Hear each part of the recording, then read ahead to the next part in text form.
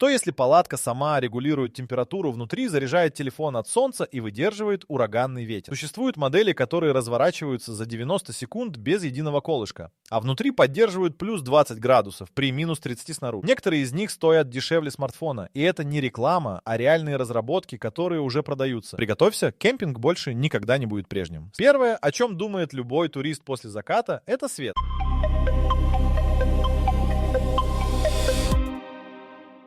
Фонарик садится, свечи опасны, а тащить генератор в горы никто не будет. Именно здесь начинается настоящая революция в снаряжении. Внутри солнечная панель, встроенная прямо в корпус. Компания Empowered выпустила фонарь Люци, который весит меньше 100 граммов и складывается до толщины. За 7 часов под солнцем фонарь накапливает заряд на 24 часа свечения. Один и тот же фонарь работает как ночник, как аварийный маяк с красным мигающим сигналом и как зарядное устройство для телефона через разъем. Его сминают, складывают, бросают в рюкзак, и он продолжает работать. Армия США уже закупила несколько тысяч таких фонарей для полевых операций. Но еще интереснее работает технология, которую разработали в Нидерландах. Устройство называется Waterlight. Лампа, которая горит от соленой воды. Внутри корпуса находятся магниевые электроды. Достаточно налить пол-литра морской воды или просто добавить ложку соли в обычную воду, и лампа светит 8 часов подряд. Никаких батареек, никаких солнечных панелей. Рыбаки в Юго-Восточной Азии уже используют эту лампу вместо керосиновых. Она безопаснее и дешевле в эксплуатации. Когда магний растворяется полностью, пластину меняют. Она стоит около 100 рублей. Отдельная история — солнечные гирлянды нового поколения. Старые модели давали тусклый желтый свет и выходили из строя после первого дождя. Современные гирлянды от компании Solar Puffs оснащены панелью размером с книгу, которую вешают на ветку или растяжку палатки. За день она заряжает аккумулятор, которого хватает на 2 ночи по 10 часов каждый. Свет регулируется от теплого до холодного белого, есть режим мигания для вечеринок. Провод длиной 10 метров, влагозащита по стандарту IP68. Это означает полное погружение в воду на полметра в течение получаса без повреждений. Самое неожиданное изобретение в этой категории — налобный фонарь, который заряжается от тепла человеческого тела. Шведская компания Exotac разработала модель, в которой термоэлектрический генератор преобразует разницу температур между лбом и холодным воздухом в электричество. При минус 10 он выдает достаточно света, чтобы читать карту или готовить еду. Чем холоднее снаружи, тем ярче светит фонарь. Батарейки не нужны вообще. Пока ты в движении и пока на улице холоднее, чем твоя кожа, фонарь работает. Все эти устройства объединяет одно. Они превращают то, что всегда было вокруг — солнце, воду, тепло тела — в электричество прямо на месте. И это только начало того, что современные изобретатели придумали для жизни вне цивилизации. В пустыне Намиб живет жук, который выживает без единого источника воды рядом. Каждое утро он забирается на гребень дюны, поворачивается спиной к ветру и ждет.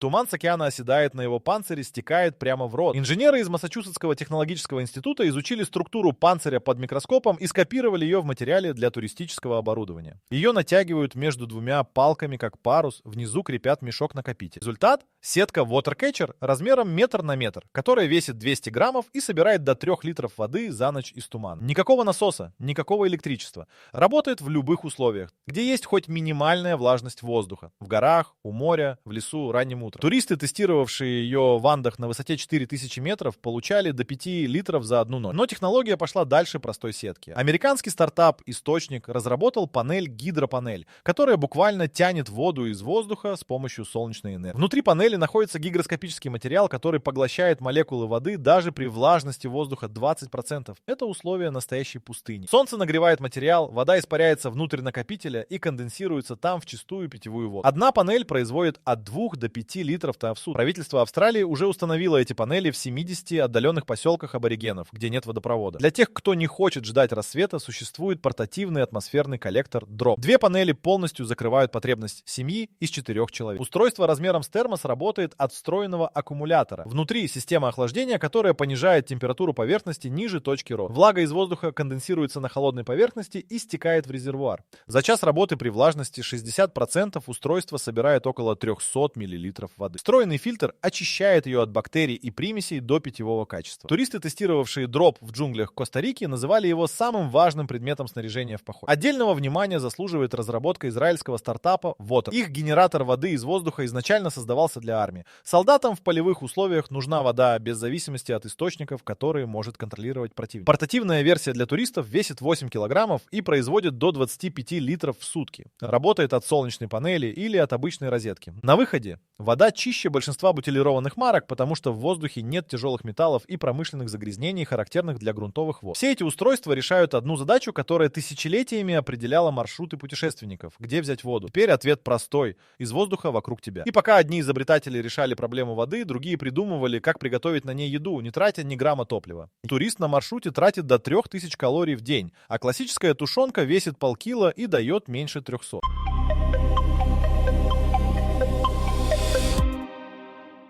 Проблема питания в походе не решалась принципиально несколько десятилетий, до тех пор, пока военные технологии не добрались до гражданского рынка. Американская компания HeatZone выпустила саморазогревающийся контейнер, который работает без огня, газа и электричества. Внутри двойного дна находится смесь оксида кальция и воды в отдельных камерах. Когда дергаешь за шнурок, перегородка разрушается, компоненты смешиваются, и реакция выделяет тепло до 100 градусов. За 12 минут содержимое контейнера полностью разогревает. Эту же технологию использует армия США в сухих пайках MRE с 1986 года, но гражданская версия появилась только в 2000. Контейнер весит 180 граммов, помещает 300 миллилитров еды и стоит около 400 рублей за штуку. Следующий уровень. Плита BioLite Camp Stove. Внешне это обычная туристическая горелка на щепках и шишках. Внутри термоэлектрический генератор, который преобразует тепло огня в электричество. Пока ты готовишь еду, плита одновременно заряжает телефон через разъем. Мощность генерации 3 ватта, этого хватает для зарядки большинства устройств примерно за 2 часа. Топливо, любые сухие щепки, найденные на месте стоянки.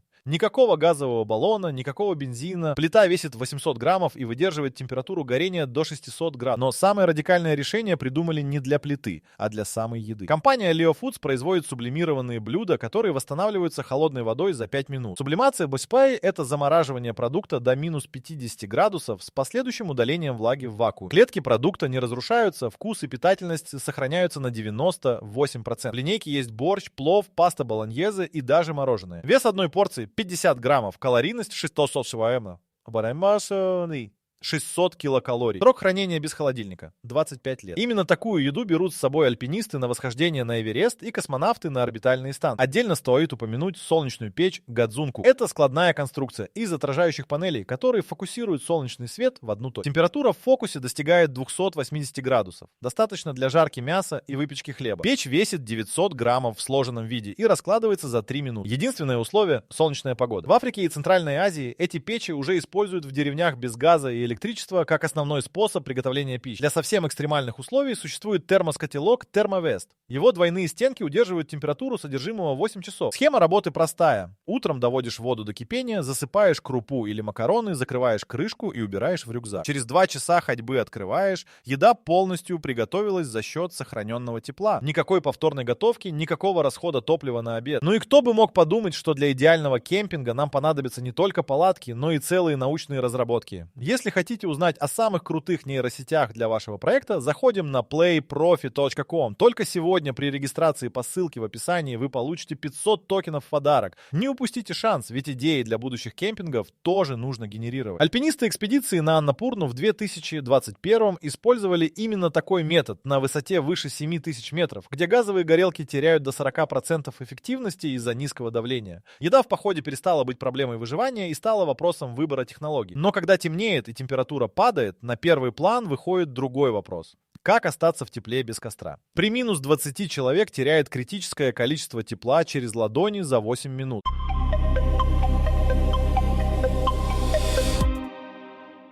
Именно поэтому альпинисты теряют пальцы раньше, чем успевают почувствовать опасность. Обморожение наступает незаметно. Современные изобретатели подошли к проблеме тепла радикально иначе, чем производители классических пуховиков и термобелья. Японская компания Kiri выпустила грелку Eneloop Heat на основе аккумулятора. Размер чуть больше зажигалки, вес 90 граммов. 3 режима температуры: 40, 50 и 60 градусов. На максимальном режиме работает 6 часов, на минимальном — 12. Заряжается от обычного кабеля за 2 часа. Главное отличие от одноразовых химических грелок — ее можно перезаряжать до 500 раз. За 3 года использования она обходится в 15 раз дешевле одноразовых аналогов. Горнолыжные патрули в Альпах выдают такие грелки пострадавшим до приезда спасателей. Они поддерживают температуру тела в критических ситуациях. Следующая разработка решает проблему не рук, а всего тела. Американская компания OmniHeat создала спальный мешок с электрическим подогревом. Внутри подкладки проложены нагревательные нити из углеродного волокна. Они греют равномерно по всей площади площади, не создавая горячих точек. Мешок подключается к внешнему аккумулятору весом 300 граммов. При температуре минус 30 снаружи внутри мешка поддерживается плюс 22. Без электроподогрева мешок рассчитан до минус 10, то есть электрическая система добавляет еще 40 градусов комфорта. Исследовательская станция в Антарктиде Конкордия использует аналогичную технологию для сна персонала при экстремальных морозах. Принципиально другой подход использует израильская компания Warmer. Их жилет работает на основе фазово-переходных материалов. Внутри подкладки находятся микрокапсулы с веществом, которое плавится при температуре 37 градусов. Точно при температуре тела. Когда тебе жарко, вещество поглощает лишнее тепло и плавит. Когда холодно, бласатиот застывает обратно и отдает накопленное тепло. Никакого электричества, никаких батарей. Жилет работает как буфер температуры. Выравнивает перепады в диапазоне плюс-минус 8 градусов от нормы. Такую же технологию используют в скафандрах астронавтов для компенсации резких перепадов температуры при выходе в открытый космос. Для ног придумали отдельное решение. Стельки HeatSoul с подогревом. Внутри каждой стельки находится тонкий нагревательный элемент и аккумулятор, вшитый в пятку. Управление через приложение на телефоне. Можно установить конкретную температуру от 35 до 50 градусов или включить автоматический режим, при котором датчик температуры регулирует нагрев самостоятельно. Один заряд держит 8 часов. Стельки водонепроницаемые и выдерживают стирку в машинке. Охотники в Сибири, тестировавшие их при минус 40, отмечали, что впервые за годы промысла провели полный день на морозе без потери чувствительности в пальцах ног. Самое неожиданное изобретение в категории тепла — аэрогелевое одеяло. Аэрогель — это материал, который НАСА разработала для теплоизоляции марсоходов. 99% его объема — воздух, удерживаемый в мельчайших ячейках. Теплопроводность аэрогеля в 40 раз ниже, чем у минеральной ваты. Туристическое одеяло толщиной 5 мм удерживает тепло лучше, чем пуховик толщиной 10 см. Весит такое одеяло 150 граммов и складывается до размера кулака. Пока оно стоит дорого, около 15 тысяч рублей за штуку, но производители обещают снизить цену вдвое к 2026 году по мере роста производства. Тепло больше не зависит от толщины пуховика или количества дров в костре. Оно стало вопросом технологии, которую можно положить в карман. Но пока тело в тепле, голова требует другого — связи с внешним миром, особенно когда что-то идет не так. После 3 дней в горах без душа человек теряет не только чистоту, но и боевой дух.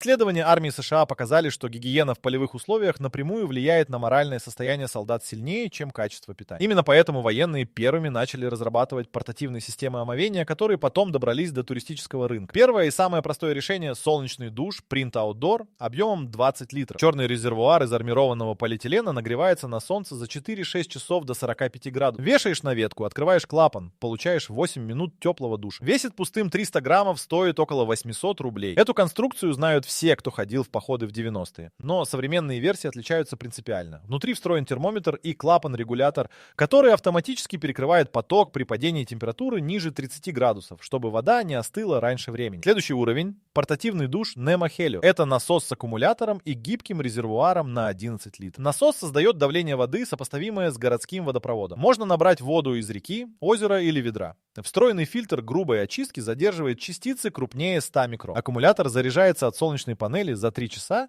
и обеспечивает до 5 циклов душа на одном заряде. Шланг длиной 2 метра позволяет поставить насос на землю и стоять под струей свободно. Вес всей системы 900 граммов. Но настоящий прорыв сделала шведская компания Cleantech с устройством Shower Loop. Оно фильтрует и рециркулирует воду прямо в процессе душа. Грязная вода стекает в поддон, проходит через 4-ступенчатый фильтр с угольным слоем и ультрафиолетовой лампой и возвращается обратно в насос чист. 9 литров воды обеспечивают 20 минут душа вместо стандартных 8. Потому что одна и та же вода используется многократно. Расход воды снижается в 4 раза по сравнению с обычным душем. Устройство весит 2 килограмма и работает от аккумулятора или солнечной панели. Яхтсмены в открытом океане используют его как основной способ гигиены, когда пресная вода на счету. Для тех, кто не хочет тащить даже килограмм лишнего веса, существует сухой душ в форме пены Clean Skin. Это концентрированная пена в баллончике весом 150 граммов. Наносишь на тело, растираешь и вытираешь полотенцем, еще никакой воды не нужно. Формула разработана дерматологами. Пена растворяет жир и грязь, нейтрализует бактерии, вызывающие запах, и не оставляет ощущения липкости. Один баллончик рассчитан на 20 применений. Именно такой продукт используют космонавты на Международной космической станции, где принять обычный душ физически невозможно. Отдельно стоит упомянуть биоразлагаемое мыло Sierra Down.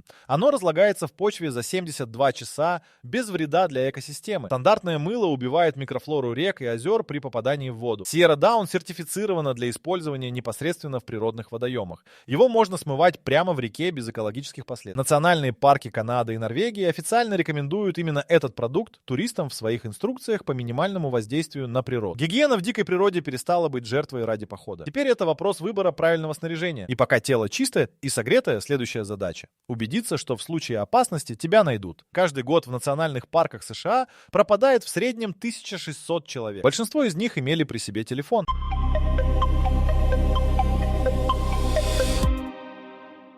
Проблема не в отсутствии устройства. Проблема в том, что телефон бесполезен там, где нет вышки сотовой связи. А именно там, где нет вышек, люди и теряют. Первое устройство, которое изменило правила игры, спутниковый коммуникатор Garmin InReach Mini. Размером с зажигалку и весом 100 граммов. Он подключается к спутниковой сети Iridium, покрывающей 100% поверхности Земли, включая оба полюса. С его помощью можно отправить текстовое сообщение из любой точки планеты, отслеживать свой маршрут в реальном времени и нажать кнопку SOS для вызова спасательной службы. При нажатии кнопки координаты автоматически уходят в Международный координационный центр спасения, который работает круглосуточно. С 2018-го устройство спасло больше 8 тысяч человек по всему миру. Одна из задокументированных историй — турист в Гренландии, провалившийся под лед на расстоянии 120 километров от ближайшего жилья. Спасатели прибыли через 2 часа 7 минут после нажатия кнопки. Для навигации без спутниковой связи существует принципиально иное решение. Часы Suunto Karyo с автономной навигацией. Внутри встроен барометр, альтиметр, компас и топографические карты 180 стран, загруженные в память устройств. Никакого интернета, никакой связи. Все карты хранятся локально. Часы определяют высоту с точностью до 5 метров по атмосферному давлению и предсказывают изменения погоды за 6-8 часов по динамике давления. Если давление падает быстрее 2 гектопаскалей в час, часы вибрируют и выводят предупреждение о приближающемся шторме. Финские пограничники используют эти часы как стандартное снаряжение для патрулирования тайги. Отдельная технология для тех, кто ходит группами — персональные маяки Zalo с технологией ячеистой сети. Каждое устройство весом 50 граммов постоянно транслирует свое положение на другие устройства группы напрямую, без интернета и сотовой связи, на расстояние до 5 километров в открытом пространстве. На экране каждого маяка видно, где находится каждый участник группы в реальном времени. Если кто-то остановился более чем на 10 минут и не отвечает на вызов, остальные получают автоматическое оповещение с точными координатами. Поисково-спасательные службы Новой Зеландии выдают эти маяки группам туристов, регистрирующимся для прохождения сложных маршрутов. Для ориентирования на местности без электроники существует модернизированный компас Suunto A10 с лазерным целеуказателем. Лазерный луч позволяет точно определить направление на удаленный ориентир без риска ошибки параллакса. Традиционные проблемы классических компасов при работе с картой. Встроенная лупа увеличивает детали карты в 4 раза. Корпус из поликарбоната выдерживает падение с высоты 2 метров на камень. Работает при температуре от минус 40 до плюс 70 градусов. Диапазон, перекрывающий условия от Антарктиды до пустыни Сахара. Наконец, для тех, кто хочет видеть маршрут с высоты птичьего полета, складной дрон Outdoor Scout весом 280 граммов. Он помещается в карман куртки и запускается одной кнопкой. Камера с оптическим зумом позволяет осмотреть местность в радиусе 3 километров без подъема на возвышенность. Особенно полезен при выборе переправы через реку или обходного пути вокруг скального массива. Аккумулятора хватает на 20 минут полета, после чего дрон автоматически возвращается к точке взлета. Потеряться в дикой природе с современным снаряжением стало технически сложной задачей. Но даже с навигатором в руке человек остается уязвимым. И следующее изобретение закрывает именно этот пробел. В 2022 в национальном парке Йеллоустоун медведь-гризли разнес лагерь туристов за 4 минуты.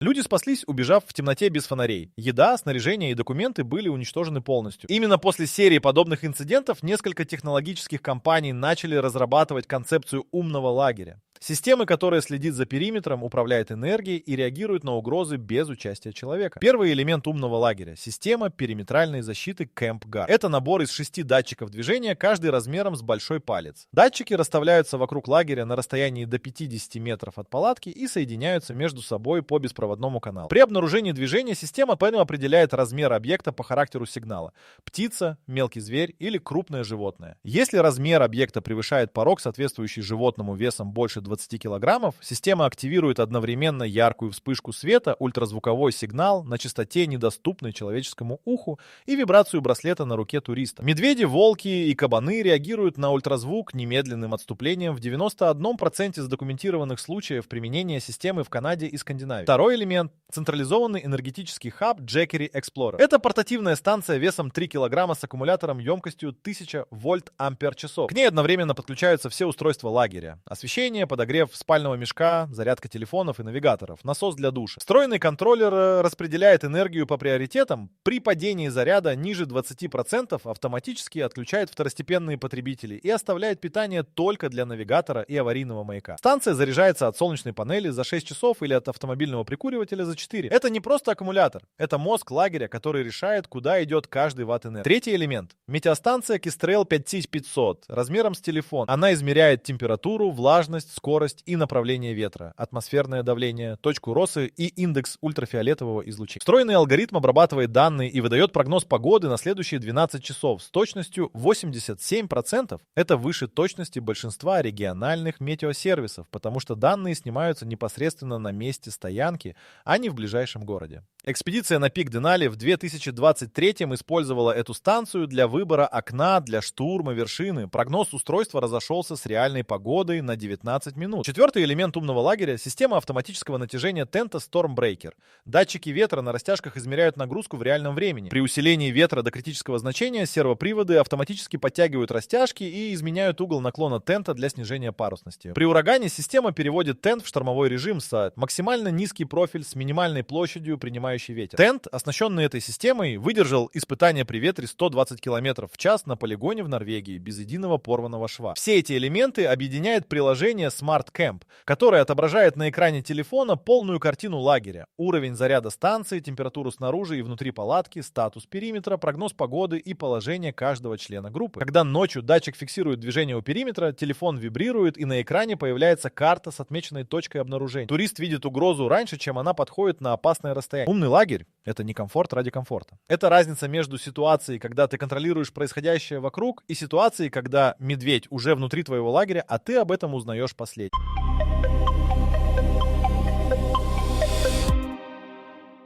В начале этого ролика прозвучал вопрос: что если палатка сама регулирует температуру, заряжает телефон и разворачивается за 90 секунд? Теперь понятно, что это не фантастика. Это уже серийные продукты, которые продаются и используются прямо сейчас. Но за каждым устройством из этого списка стоит конкретная история провала, которая его породила. Сетку для сбора воды из тумана придумали после того, как экспедиция в Чили потеряла 2 участников от обезвоживания в 100 метрах от океана ТГ. Воды вокруг было полно, но пить ее было невозможно. Спутниковый коммуникатор Garmin появился после того, как в 89-м группа туристов провела 12 дней в канадской тайге в ожидании спасателей, которые искали их в другом районе. Система периметральной защиты Camp Guard была создана после того, как в 2019-м медведь убил туриста в палатке в Монтане. Человек не проснулся, потому что животное подошло абсолютно бесшумно. Каждое изобретение в этом списке всего это ответ на конкретную смерть или конкретную катастрофу. Не маркетинговая идея, не попытка продать лишний гаджет, а решение задачи, которая стоила кому-то жизни или здоровья. Сейчас технологии кемпинга развиваются быстрее, чем когда-либо в истории. В 2010-м лучшим туристическим фонарем считался тот, что светил 20 часов от батареи. В 2024-м фонарь заряжается от тепла твоего лба и светит, пока ты живой. В 2010-м вода в походе означала либо источник рядом, либо тяжелые запасы в рюкзаке. Сейчас ее буквально тянут из воздуха в пустыне при 20% влажности. В 2010-м связь в глухой тайге означала ее полное отсутствие. Сейчас кнопка SOS на устройстве размером с зажигалку соединяет тебя со спасательным центром из любой точки планеты за секунду. Прогресс в этой области не останавливается. Уже существуют прототипы палаток с фотовольтаическим покрытием всей поверхности. Каждый квадратный сантиметр ткани генерирует электричество. Разрабатываются фильтры воды на основе графена, которые очищают воду быстрее и эффективнее любых существующих мембран. Японские